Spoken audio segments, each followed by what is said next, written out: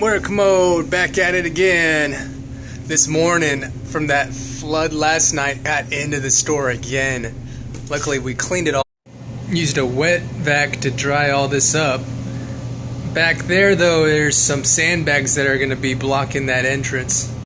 This weather's no joke. It's supposed to be raining like this for the next couple of days.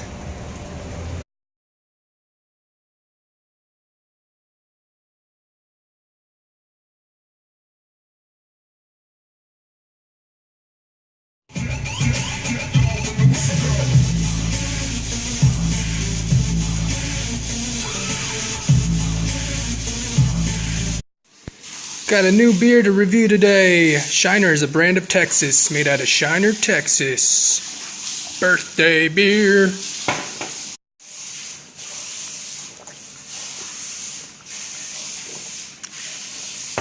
It's got a nice hoppy flavor to it. I like it. Shiner made this for their 107th year birthday, and it's got a limited time offering on it, so get it while you can. What do we got here? Some mussel and some baby squid.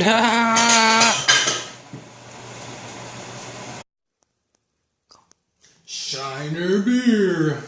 And my bottle opener.